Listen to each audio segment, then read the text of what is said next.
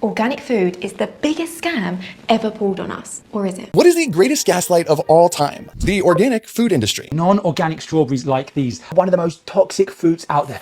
So there is a lot of debate and differing opinions and controversy when it comes to whether or not you should be buying and eating organic foods. Is organic just one big giant scam, or is it actually saving your health? So that is exactly what we're going to be breaking down in this video today, including both the pros and cons of conventional versus organic and the impacts that both can have on your health, and my own personal view on this and what I choose to go for. But first, before we get into that, as always, let me introduce myself. My name is Bonnie. I am the Renegade Dietitian, here to share with you health and nutrition and lifestyle facts and hacks that are designed to optimize your health. And I'm also going to be talking about topics that are a little bit more controversial, or where there are some gray areas around it, using science where I can. Wherever possible, I'm going to be backing it by evidence, but also from my own experience and the things that I've learned over the years. So if you do enjoy this video, please like it and subscribe to my channel. I really appreciate any and all support. Okay, so let's get into it. So firstly, I think we need to actually define what organic means versus, conventional practices. So for example, organic farming, it's a system that avoids synthetic pesticides, artificial fertilizers, GMOs, growth hormones, and routine antibiotics in animals. Now, I do want to be super clear here, because I know someone's going to say this in the comments.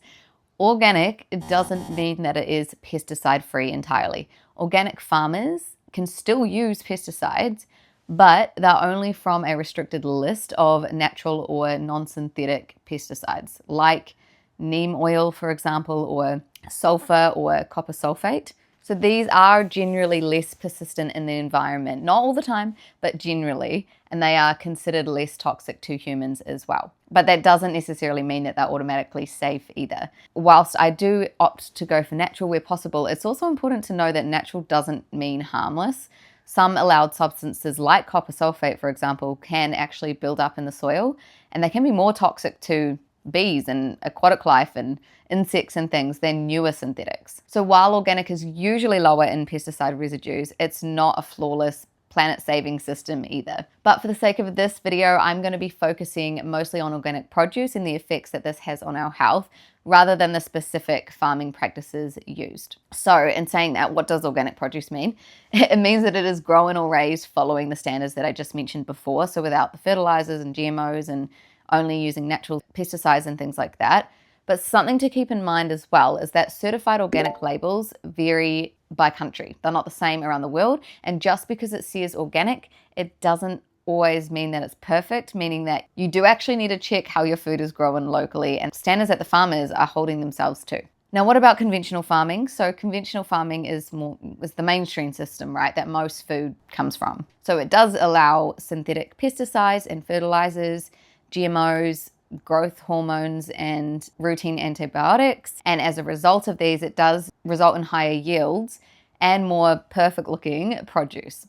So conventional farming is really designed for efficiency and shelf life and mass production of food. And I mean, it works, right? We can't argue that. But it also means more pesticide residues on our food, and synthetic ones at that. It also means more chemical inputs into soil and water, and it comes with more unknowns about how these affect us long term, especially when we're exposed to multiple different residues daily across hundreds of foods and for decades. Okay, so now that we have defined those two, let's actually talk about what the research says about organic produce and both the pros and the cons to this. Okay, so let's start with the organic pros. So the first one is the most obvious one, that there is significantly lower pesticide residues found on organic produce compared to the conventionally farmed equivalents, which makes sense, but it has actually been found to have 4 times less pesticide residue, which kind of blows my mind. The fact that that can even be possible kind of shows how much pesticide residue can be found on other foods, non-organic ones. Now, the research also shows that there is fewer heavy metals like cadmium, for example, in both the soil and the produce when it's organically farmed.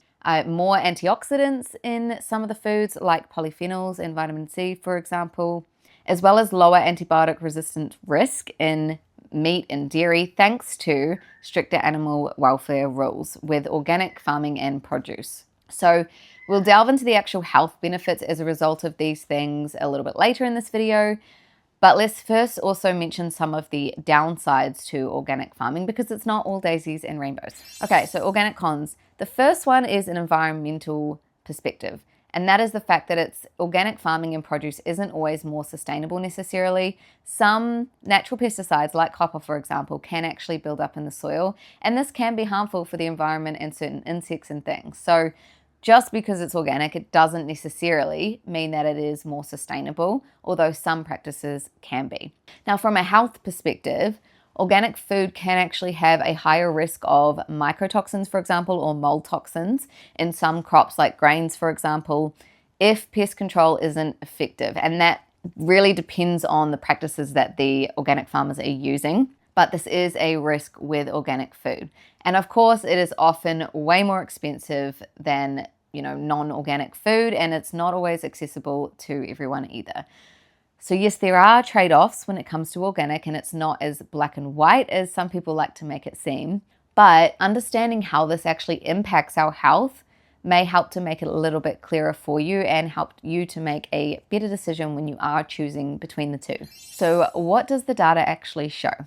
The studies consistently show that people who eat mostly organic have lower pesticide biomarkers in their urine. And sometimes this can actually be within just a few days of switching diets from non-organic to organic. So I'll paste all the links to the studies I mentioned in this video in the description below if you want to check those out. But what I just mentioned has actually been shown in both kids and adults, and in some cases, the levels drop by over 80% after just 1 week of eating organic, which is mind-blowing, right? This isn't just some fringe theory. It is actually a measurable thing in your body. And it's also not about, fear-mongering or calling food toxic, but it's about the chemical workload that your body's handling silently day in and day out for years if you are eating conventionally farmed food. Now, beyond just urine markers, observational studies have also found that there is a lower risk of getting non-Hodgkin lymphoma, which is a type of cancer linked to pesticides, in people who regularly eat organic. Studies have also shown that there's better fertility outcomes in women who are avoiding high residue produce, especially during IVF, and lower BMI and obesity rates, which I thought was really interesting, in those with high organic food intake versus non-organic food, and even when adjusted for lifestyle. Now, to be absolutely clear, these are correlations. They are not proof of cause. They're observational studies, at least those last 3 points that I mentioned.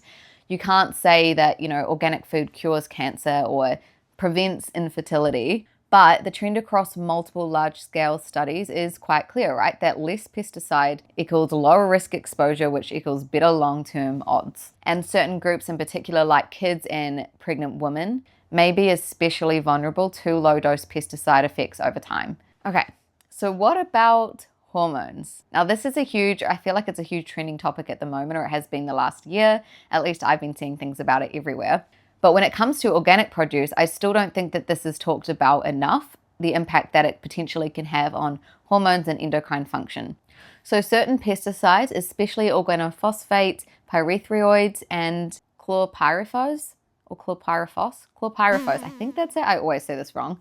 They are classified as endocrine disrupting chemicals, or EDCs for short. And these substances in particular can interfere with hormone signaling, even at low doses, and have also been associated with things like irregular reproductive hormone levels, early puberty, lower sperm quality, disrupted thyroid function, increased risk of hormone-driven cancers as well. So things like prostate and breast cancer, for example. Now, a 2020 review in Frontiers in Endocrinology also noted that low-level chronic exposure to EDCs can reprogram gene expression and endocrine function, particularly in fetuses and young children, and even when individual exposures fall within the, regulatory safety thresholds. Now, all of that is bad enough in itself, but this is where it gets even murkier. Who actually decides what is deemed safe? So in the US, pesticide safety is regulated by the EPA, so the Environmental Protection Agency, and they set the pesticide tolerances. It's also decided by the FDA, who tests the food samples for residues, but Companies are often allowed to actually submit their own safety data, and there's no requirement for independent third-party testing before a pesticide is actually approved, which is wild to me. And cumulative long-term effects, they're rarely considered when it comes to these things. Now in Australia, the APVMA, I think I said that right, or the Australian Pesticides and Veterinary Medicines Authority are the ones that they evaluate and they register pesticides. And the FSANZ, so the Food Standards Australia and New Zealand, are responsible for setting the maximum residue limits. So like the US, a large portion of safety data actually comes from the manufacturers themselves and not third parties. And testing is often done on individual chemicals in isolation and not on the combined cocktail effect that we experience in real life. So neither system, US or Australia, mandates assessment of combined long-term low-dose exposure to multiple chemicals across the diet. Meanwhile, we're eating 20 plus different pesticide residues a day in combinations that have never been tested together. So when the FDA or FSANZ says that these foods are safe by whose standards? I would be asking, who tested it? Who funded the study? Was it reviewed independently or just rubber stamped? Because right now a chemical can basically just be approved based on studies submitted by the company that actually profits from it. There's no long-term tracking of how these residues interact over time, and no required third-party testing, and no real understanding of how these chemicals mess with our hormones, among other things. And especially during pregnancy or early childhood when the stakes are highest. So honestly, it was all of these things and doing the research into what the FDA looks at, FSANZ, what they deem as safe, how they get that data. That is what made me change my mind to actually switch to organic. But I didn't always have these beliefs. I did, strangely enough, grow up on mostly organic food thanks to my mum because she always believed in that. But at the time, I didn't really understand the importance of it, or I didn't really think it mattered at all, to be honest. It was like my childhood, and then when I left home and went to uni, lived on my own, became an adult, I actually didn't eat organically or didn't even really think about it. And even as a trained dietitian, I genuinely believed that organic was unnecessary for the longest time because we were taught that pesticides were a necessary thing, they had a purpose, right? And that they were tightly regulated. So why I didn't even think to question it at the time, and that not using them would be even worse, right? Because of the risks of mold toxins, for example, or crop loss and things like that. But the older I got, the more hormone issues I had. And the more that I learned not to just trust what these bodies are saying and trust my gut a little bit more as well, the more that I couldn't ignore this. So, we're being told that these chemicals are safe, but by the people that actually profit from them. And not enough are actually studying what happens when we're exposed to all of these chemicals every single day, all at once for years. And honestly, I just don't believe that spraying chemicals on our food daily is without any consequence, especially when we know now how quickly these things can add up in our bodies too. So it's only about 2 years ago now that I actually made the shift or the decision to start moving to eating more organic produce and food when I could. And I don't think I would go back now, if I'm being honest. But that's not to say that I did it all at once. And I understand that for some it's not that easy depending on affordability and accessibility where you live in the world. But if you are considering switching to organic produce, here are some tips to help you prioritize which ones that you can start with if you don't want to just suddenly drop everything and go organic. So my top tip would be to actually first just choose the products and food that don't have any level of processing and don't have a thick skin that you can peel off and that is easily penetrated by pesticides. So things like berries, tomatoes, apples, grapes, even things like potato. Even if you're peeling the skin, it's still likely going to penetrate that. Kale, spinach, lettuce, leafy greens, those kind of things would be my top suggestion for what to convert to organic first of all. Things like avocados and bananas are, whilst I still buy them organic because I'm not sure if the pesticide gets in it or not, and I'd rather, err on the side of caution. But if you, are tight on budget or you just want to start somewhere, those are less likely to have as much in them as the foods that I just mentioned because they do have thicker skins and you do peel a banana, right? Or you don't eat the skin of the banana, should I say. So those would be the top pick. I also personally think that eating organic meat and dairy products is better as well. They do also tend to have better levels of omega-3 in them, interestingly, and less antibiotics and hormones, depending on where you are in the world. So if you can get organic meats and dairy products, I would. I always buy my organic meat from an organic butcher, which is a bit of a pain in the ass because I have to drive out of my way to go and get that because there's none around where I live. So, there's that downside. Yes, I can get some at the supermarket, but word of warning here, once you start going to an organic butcher, if it's a good one, you'll probably never want to get meat from the supermarket again because you'll taste the difference. Now, another tip too is, and again, this is going to differ depending on where you are in the world, but in Gold Coast in Australia, for example, we have access to companies like Farmers, and it's not sponsored, but they basically deliver a lot of organic and non-organic produce to people. If you order it, you can order like a subscription service with them, and they deliver seasonal fruit and veggies that would otherwise be rejected by supermarkets and grocery stores because they don't look a certain way, they're not a perfect shape or color, but there's nothing wrong with them and they're still safe and healthy to eat. So I actually order from them every fortnight, and I know there's quite a few of these around Australia and New Zealand. I'm not sure if they are in America, but I'm sure there probably are. So if you can access those, they do tend to be a lot cheaper than trying to buy it at the supermarkets. You get a lot more, and you're also eating seasonally, which is more sustainable. And then the other thing that I do is also go to the local markets. Lucky enough that I live down the road from one, so every second week I will go down there and get fruit and veggies that are organic as well. So look for other places. You don't necessarily have to buy them from the supermarket. I tend to have a little bit less trust in their supermarket organic brands too, because I don't know, if they're doing organic and non-organic, there's probably a lot of contamination. That's going to happen regardless, but I like to know where it's coming from, and buying local is always good as well. So that's just what I personally do, and maybe some tips that can help you if you are wanting to change. But what I will say to wrap up this video is the results that I have shared, they're not definitive, and I definitely think there is a lot more research that is needed in this area. But I always think too, science is often the last thing to catch up. And unfortunately, research does require a lot of funding. And often those funding it, not all the time, but sometimes, are ones with ulterior motives, right? Or those looking to make a profit from it. So it's not always going to be directed in the areas that need it the most, unfortunately. But based on what I have shared and the research in this area that is available, even if it's early days or limited at this stage, I always think that it's better when it comes to health, it's better to err on the side of caution, like I mentioned before. And I personally like knowing that I am doing the best that I possibly can to support a healthy body. So just a quick note that I want to add in here.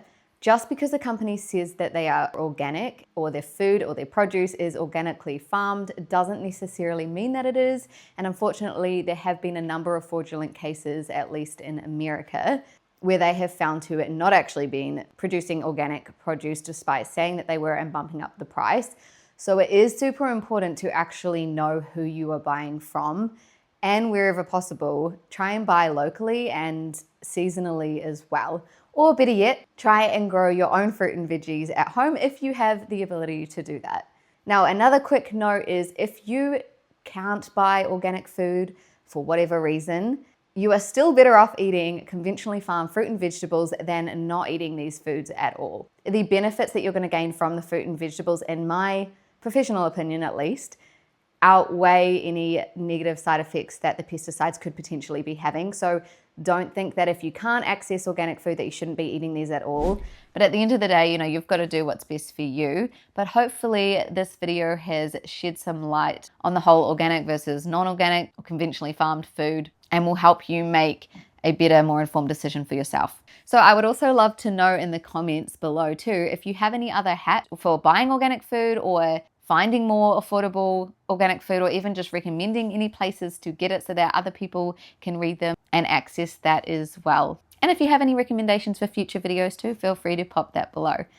That is all for this video, but I hope you enjoyed it, and please don't forget to like this video and subscribe to my channel, and I will see you in the next video.